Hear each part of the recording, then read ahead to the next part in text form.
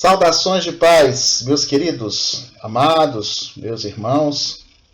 Estamos iniciando com uma nova revista, a revista Palavra e Vida, que traz uma mensagem bíblica e o título da lição é Esperança em Tempo de Quarentena. É uma revista específica, é um tema atualizado, produzido pela Convenção Batista Fluminense. Eu já tinha pesquisado anteriormente sobre o material da Convenção Fluminense, mas eles não tinham nada ainda atualizado. Então ficamos utilizando o material da Igreja Batista Central de Belo Horizonte, material que me foi indicado por um pastor amigo. Inclusive nós temos amigos também lá na Igreja Batista Central de Belo Horizonte, onde trabalhamos juntos ali no Ragai, o que demonstra que é muito importante ter contatos, e para ter contatos é necessário que ou recebamos esses contatos ou estejamos junto com esses contatos aonde eles atuam. Então são duas maneiras, ou indo ou recebendo.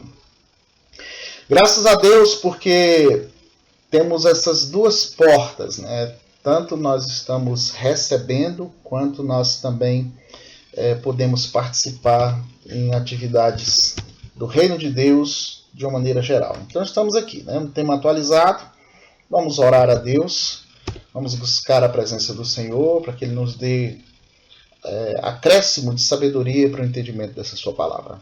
Amém? Oremos. Pai, Deus maravilhoso, te agradeço pelo que tem nos chegado, que é a tua palavra, pelos pastores, obreiros, pelos escritores, autores, comentaristas das revistas, que têm trabalhado incessantemente para oferecer um alimento espiritual ao povo de Deus, às igrejas, meu Deus. Muito obrigado por esse imenso privilégio que é apresentar a mensagem do Senhor através desse estudo. Que cada um esteja recebendo em sua casa, em seu lar ou em outro local, tudo o que o Senhor colocar no nosso coração como verdade através do Espírito Santo. Molda-nos, capacita-nos e nos faz pessoas desenvolvidas espiritualmente, meu Pai, em nome de Jesus. Amém. Muito bom. Então, nós vamos iniciar com o quadro da página 9, que faz uma análise de outras pandemias passadas. Eu vou descer aqui fazendo uma apresentação da revista, né? Temos aqui algumas propagandas da Convenção Fluminense. Eu quero dizer que eu entrei em contato com a editora Cristã Evangélica, que nós trabalhamos. Também procurei na editora Convicção, que é outra editora que os batistas trabalham. E nós não encontramos nenhum material assim que pudesse ser disponibilizado online ou em PDF. Né? Mas esse conteúdo ele é desenvolvido dentro de uma editora da nossa mesma fé e ordem, genuinamente batista, né? A Convenção Fluminense. Então temos aqui um sumário com algumas lições. A partir da lição número 1, ali na página de número 14, e aí vem com outras lições até a página 64, onde nós chegamos na lição de número 13, que é a certeza do amanhã. Você pode conferir, eu coloquei no grupo da igreja o PDF dessa revista, você pode olhar. Então temos aqui mais alguma propaganda de teologia EAD. Olha só, pô, que ironia, né? Antigamente era um crime você falar sobre isso, e agora a necessidade de desenvolver uma capacitação à distância, não só no ramo teológico, mas em todos os outros ramos que tem a ver com o conhecimento. Depois aqui tem uma propaganda do Colégio Batista, temos aqui a Assembleia Fluminense, a palavra do presidente, aí vai, né? Então, mais aqui outro Colégio Batista Fluminense. Pastor Hamilton Ribeiro fazendo aqui as considerações iniciais.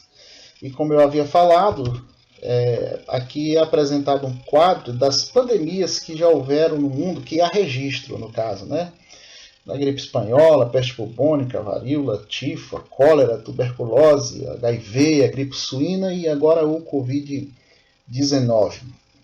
Então, a era da informação tem nos levado a uma nova maneira de lidar com as pandemias, porque elas já existiam, então historicamente não é uma novidade. A novidade é a forma como o mundo está reagindo a essa pandemia. Temos aqui a Escola Batista à distância, né?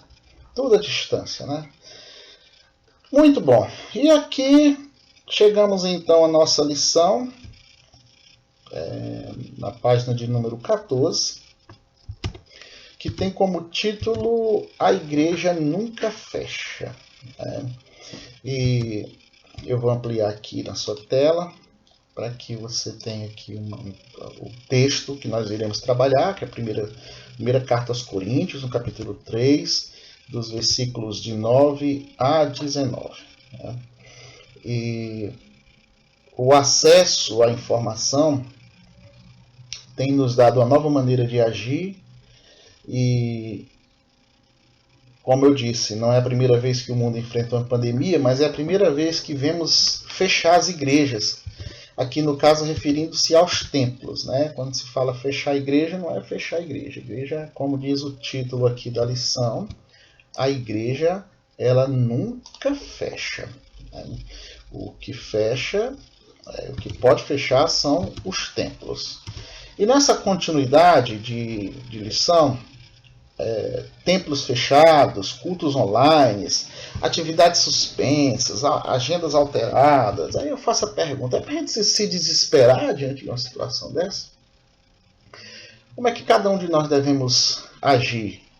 Agindo, mas com desespero, com exasperação? Se alguém tivesse com a faca no nosso pescoço, querendo aquele sangrar, aí realmente isso exigiria de nós uma ação de fuga, alguma coisa mais emergente. Mas o que está acontecendo veio para todos, não veio só para a igreja. Isso requer de nós uma postura de calma e de tranquilidade. E, enfim, a dinâmica das igrejas ela foi impressionantemente mudada, assim como das outras coisas também, né? Então, muito bem. Então, eu não vou esquecer dos desafios desses dias atuais. Depois que tudo isso passar, eu não vou esquecer. E eu creio que você também não. Da necessidade de adaptação rápida, dos desafios de estruturação de um outro nível de comunicação, que não foi algo simples dentro da estrutura que nós temos. E nós estudamos na escola sobre os elementos da comunicação, o emissor, o receptor e a mensagem. Eu me lembro dessa aula, eu não faltei essa aula. E uma das principais armas em uma guerra é a comunicação. E ela precisa de um canal. Fala-se do YouTube, né? O canal do YouTube. É um nome extremamente apropriado quando se fala canal. Porque é por onde as coisas passam, canal. O Brasil, ele evoluiu grandemente quando os grandes centros foram ligados pelo telégrafo. Imagine, hoje a gente reclama de internet, de sinal de internet. Eu dou glória a Deus pela internet que a gente tem, porque anos atrás, quando eu cheguei aqui nessa região, que a gente ficava naquela internet de escada, era muito mais difícil. Então os tempos vão evoluindo e nós vamos trabalhando com o que temos. E se nós lembrarmos, era no telégrafo. Eu não sei até que ponto você viveu para trás aí para ter alcançado o que é telégrafo. Mas ainda peguei o telegrama ainda. E esse canal que existia no Brasil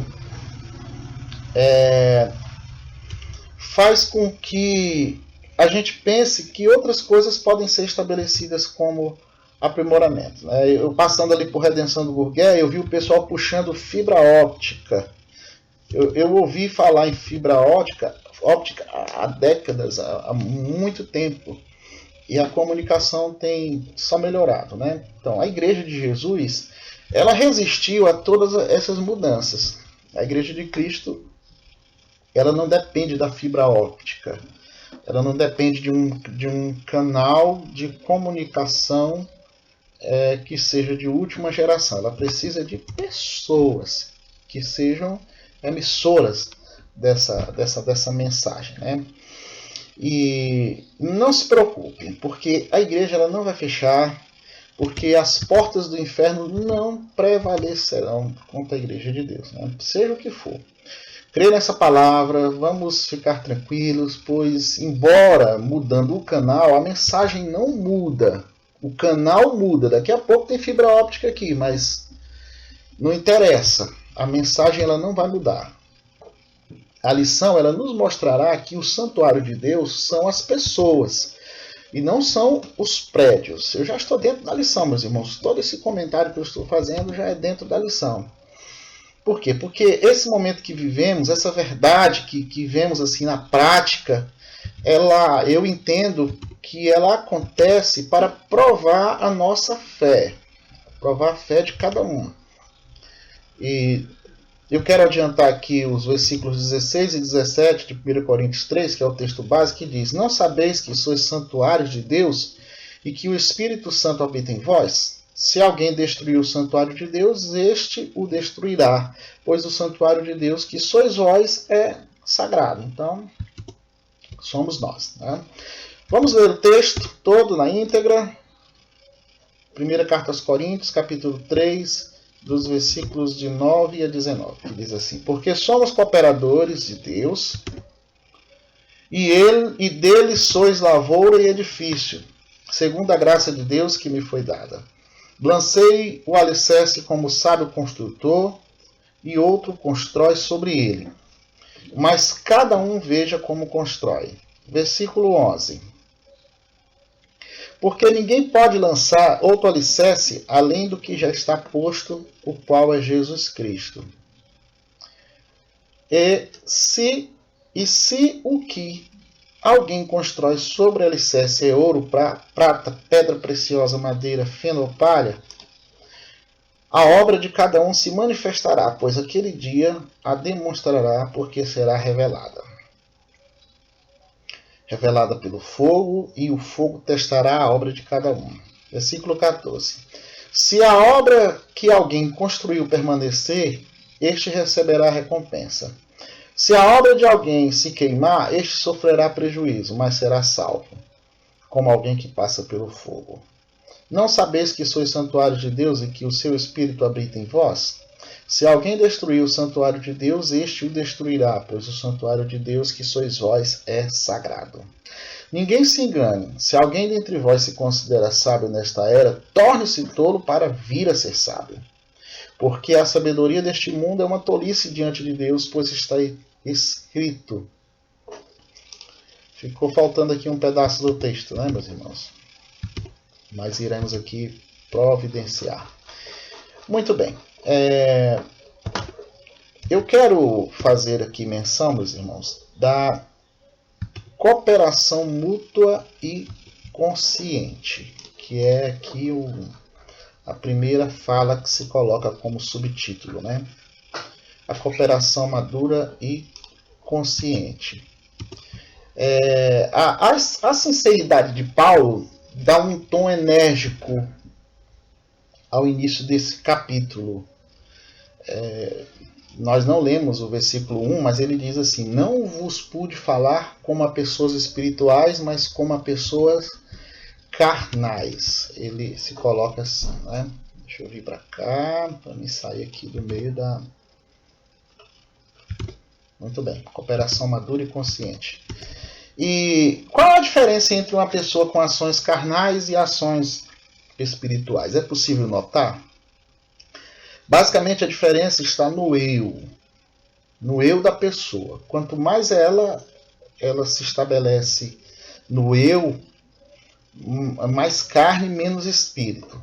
Não amadurecer na fé é um problema para a vida cristã, tanto da pessoa quanto dos demais, das pessoas que estão próximas. Conviver com alguém que é imaturo espiritualmente é algo necessário, mas que acaba provocando algumas dificuldades. E nós não temos como fugir do que nos é apresentado como desafio de convivência. E eu sei que cada um tem um tempo de amadurecimento. Nós estamos falando aqui de maturidade, né? Nós estamos falando aqui de cooperação madura. E não apenas da cooperação de maturidade pelo que a pessoa pensa, mas pelo que ela age. Então, dessa forma, o que nós podemos enxergar? É que sempre haverão pessoas amadurecendo. Sempre. Por quê? Porque ao tempo que elas amadurecem, outras vão chegando e começando esse mesmo processo. E o processo de maturidade é notado, e o de não amadurecimento também. As duas formas são notadas. As pessoas amadurecidas, elas costumam admitir que viviam de maneira imatura, mas que cresceram. Hoje mesmo eu conversei com alguém que está distante, alguém que andou comigo desde muito jovem, e dizendo, olha, pastor, hoje eu sou uma pessoa muito diferente do que eu era. Eu agi de acordo com a minha idade daquele tempo, mas graças a Deus eu cheguei numa idade adulta, me comportando como adulto. A dificuldade é quando se chega na idade cronológica adulta e o comportamento ainda é de criança, né? Com meninices, como o próprio Paulo fala. E um dos exemplos é justamente achar que só podemos servir a Deus nos templos. Isso é uma prova de imaturidade espiritual. Não, se não for no templo, não vale. Né? Se ficarmos nesse pensamento, nós não focaremos no fim. E podemos nos perder nos meios. Qual é a finalidade, afinal de contas, de servir a Deus? Qual é o mais importante? A finalidade de adorar e servir ao Senhor ou os meios com que isso é realizado? Enfim, a igreja ela não começou nos templos, então vamos logo por aí. Ela não começou nos templos, não dependia da edificação para ela ser o que era. Imagine se a igreja dependesse de templo. Imagine se ela dependesse de uma estrutura para ser o que ela é. E quando observamos a história da igreja, nós ficamos tranquilos porque voltamos às origens. De uma certa maneira, nós estamos aqui num ponto bem originário de como a igreja se estabeleceu. Por quê? Porque daqui em diante, Paulo começa a fazer comparações a respeito dessa estrutura da igreja. Ele começa a comparar com outras coisas. Ele começa a fazer alusões. Mas antes eu gostaria de acrescentar algo sobre a unidade orgânica da igreja. O autor ele não colocou essa questão, mas eu quero trazer, que é o que está baseado lá em 1 Coríntios capítulo 12, dos versículos de 12 a 27. Você pode ler depois, se você quiser, 1 Coríntios capítulo 12, de 12 a 27, que vai falar da unidade orgânica da igreja. Eu vou ler só o versículo 12 que diz: porque assim como o corpo é uma só unidade e tem muitos membros, e todos os membros do corpo, ainda que muitos, formam um só corpo, assim também acontece com relação a Cristo. O que é que se extrai dentro desse texto? Primeiro, nós somos batizados em um só corpo. Embora sejamos partes diferentes. Bebemos todos de um só Espírito, ou seja, temos uma só origem. Devemos nos contentar com a posição que ocupamos nesse corpo. Se o Senhor nos fez braço, que sejamos braços. Se nos fez olhos, que assim seja. E dessa forma por diante. Depois, buscar uma visão geral de todo. A visão total do corpo. E não apenas de uma parte. É o que o texto vai falar. Você pode ler. 1 Coríntios capítulo 12. Paulo faz uma comparação do reino de Deus com o corpo humano, que é o que se chama de unidade orgânica da igreja. A finalidade da lavoura que foi outra comparação que Paulo fez, ele comparou a igreja a uma lavoura. Aí eu pergunto, qual a finalidade da lavoura? É a produção, é produzir alimentos, dar frutos abundantes. Nesse aspecto, Paulo compara a igreja com uma lavoura. Por quê? Porque também na plantação há plantadores, há cultivadores, mas só há colheita porque Deus dá o crescimento. O que planta é um, o que rega é outro, e o que colhe já é outro. Isso tem tudo a ver com a unidade orgânica da igreja, com a diversidade de ações e de atribuições. Não é difícil, olha, meus irmãos, não é difícil de entender isso. Falando aqui de uma maneira bem particular. Eu não pedi para ser pastor. Eu não imaginei que isso fosse... Eu vou falar assim, até brincando, né? Eu não imaginei que isso fosse acontecer comigo. Mas eu não posso dizer não. Ao que Deus me chamou, com toda certeza, para mim, seria bem mais cômodo eu estar trabalhando com outras coisas que fazem parte da igreja, mas não o pastorado. Aí eu poderia estar trabalhando só com a música, eu poderia estar trabalhando só com o ensino, mas o Senhor, dentro da unidade orgânica da igreja, me colocou numa posição de liderança, e esse chamado eu não posso negar. Não posso negar. Então, se o Senhor me deu essa função, homem nenhum poderá dizer alguma coisa diferente. Nem mesmo eu poderei falar alguma coisa ou determinar diferente do que o Senhor chamou. Então, antes de atuar como pastor, atuava como outras funções, de uma forma que havia e há no meu coração uma tranquilidade dentro daquilo que ele me entregou. E seguindo com as comparações que Paulo faz, fica muito clara a divisão de tarefas, a divisão de atribuições. E o que nós não podemos esquecer? De fazer a nossa parte, de descansar nele. Nós acabamos de falar da cooperação madura, da cooperação consciente. Agora nós vamos falar aqui no outro ponto, que é da construção adequada e convicta. Essa revista aqui, ela está bem mais... bem melhor distribuída dentro dos seus... São menos tópicos, né? Eu fiquei devendo o restante da leitura do texto e ainda estou procurando aqui para a gente poder ver, né? No decorrer da lição a gente faz o restante da leitura. Na hora da ampliação eu creio que não aconteceu como eu esperava. Então vamos lá. A construção adequada e convicta, aqui da base dos versículos de 10 a 15. Em uma convicção que temos a respeito do que Paulo escreveu, ele traz mais uma comparação com a igreja, dizendo que ela é um edifício, né, como fala no versículo 9. Paulo, ele era um missionário, ele é um plantador de igrejas, ele estava sempre viajando.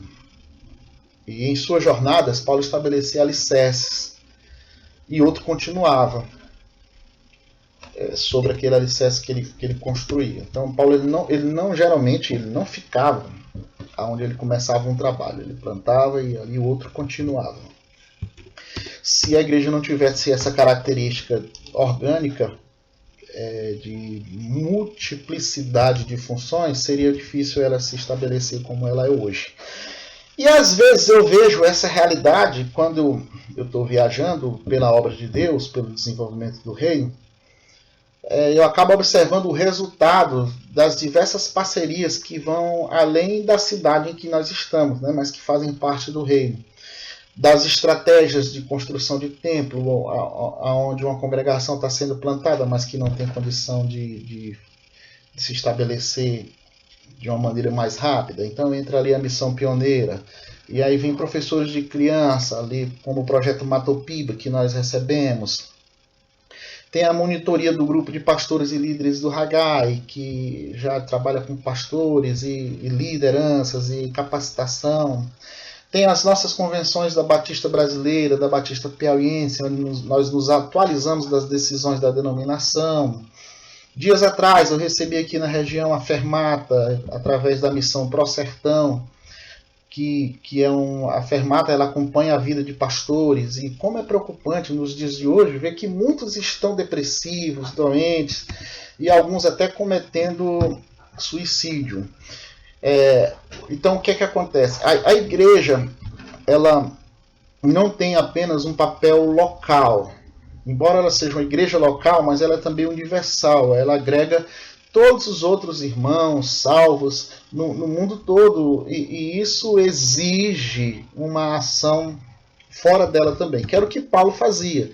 Paulo estava numa igreja, estava na outra, ele enviava carta, ele orientava de acordo com as necessidades de cada lugar. Então nós não podemos esquecer disso. E o que isso significa? É que há uma dinâmica geral no reino de Deus que não depende de um templo. Mesmo as situações das relações entre as igrejas não dependem de uma estrutura. Por quê? Porque o edifício está fundamentado em bases espirituais que requer a ação de pessoas. A nossa base é espiritual. Por isso o verso 10b diz: mas cada um veja como constrói. O que é esse constrói? É uma estrutura física? Não se trata apenas de construir, mas de construir algo nas pessoas condignamente. E ainda bem que o que salva é o fundamento cristão e não as obras, não o edifício. E aí, na leitura que nós faremos agora dos versículos de 12 a 15, acompanha aí, que fala assim: e se quem constrói sobre esse alicerce é ouro, prata, pedra preciosa, madeira, feno ou palha, a obra de cada um se manifestará. Pois aquele dia a demonstrará, porque será revelada pelo fogo, e o fogo testará a obra de cada um. Se a obra que alguém construiu permanecer, este receberá recompensa. Se a obra de alguém se queimar, este sofrerá prejuízo, mas será salvo como alguém que passa pelo fogo. Em nome de Jesus, que obra é essa? É uma construção ou é a ação das pessoas em prol do reino de Deus? Os construtores que trabalharem mal, mas que forem fiéis, serão salvos, como diz o versículo 15. Se a obra de alguém se queimar, este sofrerá prejuízo, mas será salvo como que passa pelo fogo. Todavia, suas realizações não servirão para nada. E por quê? Porque serão consumidas pelo fogo. Serão inúteis. Trabalhou, mas não gerou um resultado. E seguindo aqui adiante, nós chegamos ao ponto número 3, que vem a nos dizer assim: habitação protetora e sagrada. Ora, Paulo ele levanta uma questão provocativa aqui nesse ponto. No verso 16 ele diz: não sabeis que sois santuários de Deus e que o seu Espírito habita em vós? Olha só, vós sois santuários de Deus. Igreja é gente. Igreja é gente cheia do Espírito Santo. Por isso que ela não fecha. Templos podem ser fechados e até mesmo destruídos, mas a igreja jamais. E em outras guerras que já houveram, igrejas foram fechadas, reabriram. Igrejas não, perdão. Templos foram fechados. Em outros continentes, alguns templos se transformaram em cinemas, em até casa de festa, né?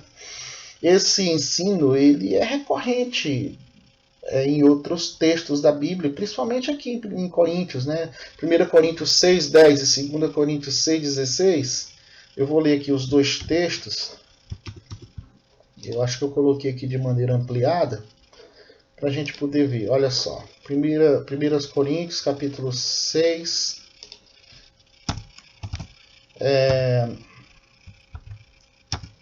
vai dizer assim: não sabeis que o vosso corpo é santuário do Espírito Santo que habita em vós, o qual tendes da parte de Deus e que não sois de vós mesmos? E aqui, 2 Coríntios 6,16. E que acordo tem o santuário de Deus com ídolos? Pois somos santuário de Deus vivo. Como ele disse, habitarei neles e entre eles andarei. Eu serei o seu Deus e eles serão o meu povo. Depois desses dois textos, o que é que vemos? A presença protetora e sagrada que age poderosamente. Por quê? Porque o nosso Deus é um fogo consumidor, como fala o texto. Ele é um fogo que prova e provará a obra que realizamos. Né? E por fim, fechando aqui essa lição, nós temos aqui o último ponto de conclusão, que fala para pensar e agir. Lendo a revista, você pode observar todo o conteúdo da lição de uma maneira mais aprimorada ou detalhada. Né? Agora, o que é que precisamos pensar a respeito do que nós vimos agora? Primeiro, é muito doloroso estar impedido de participar dos cultos coletivos e presenciais.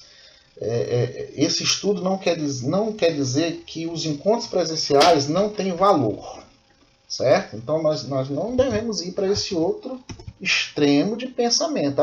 Quer dizer que estar junto não vale nada? Vale muito. É muito importante. Certo?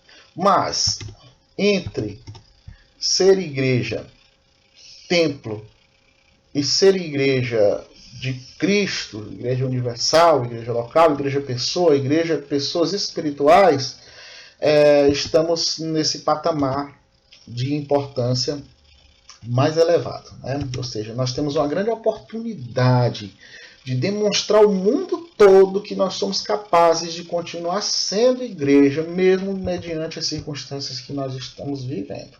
Né? Mas, e antes da pandemia?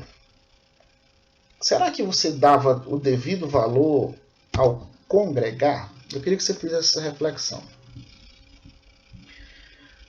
Você via mesmo ao templo para se reunir com as pessoas e você colocava isso como prioridade na sua vida? Eu sei que muitas pessoas sim, mas outras nem tanto. Muitos não sequer estão acessando os recursos tecnológicos para ter acesso à palavra, à mensagem. Eu estou falando de maneira geral. Porque o YouTube, ele dá uma estatística de acesso, e eu tenho conversado com eles, se reúne os pastores aqui na região, e outros que a gente tem conversado também. E o que tem acontecido esses dias é uma queda no número de acessos, ou seja, no início da pandemia, quando as igrejas estavam fazendo os seus cultos online, havia um determinado número de acessos, e hoje já diminuiu. E diminuiu geral. Não é que aumentou no lugar e diminuiu no outro. Isso quer dizer que esse modelo que nós vivemos de igreja online, ela não é o ideal. O melhor mesmo é nós estarmos juntos no templo. Mas cremos que esse é um momento apenas. Mas que quando voltarmos ao templo, dê o devido valor a estar congregando. Não deixar de congregar. Enquanto isso não acontece, não deixe de acessar o conteúdo de pregação da palavra, de oração, de estudo bíblico, porque essa é a sua igreja local. Tá bom? A próxima lição está na página 18, que vai falar que a adversidade traz maturidade, né? Lição número 2. Continuando aqui mais ou menos dentro do tema, eu não preciso reenviar a revista, porque ela vem no volume só. Eu vou aqui anunciar qual é a página que você pode estar acessando a página de lição 2. Você procura a lição 2 na página 18. Estude a lição para que o desenvolvimento dela seja melhor. Amém? Muito bom. Então vamos orar. Encerrando essa lição. Lembrando que nós estamos em campanha de missões. Separe o seu alvo, contribua e vamos juntos nessa jornada em nome de Jesus. Amém. Oremos. Pai bendito Deus, eu te agradeço por essa escola bíblica dominical, por esse momento que nós separamos para estar com os irmãos e que cada um, Pai, veja, acesse e contribua, participe. Que o entendimento da Tua Palavra seja pleno, seja completo e nos traga, meu Deus, uma melhora de maturidade, o desenvolvimento da maturidade. Que o Senhor, Deus Todo-Poderoso, esteja diante de nossas vidas e que nós nos apresentemos também diante do Senhor como quem acredita unicamente no que o Senhor tem feito nessa terra. E que também, meu Deus, em nome de Jesus, nosso pensamento seja de perseverança e de vontade de te servir cada vez mais em nome de Jesus. Amém. Fiquemos em paz, que o Senhor nos abençoe muito, muito grandemente.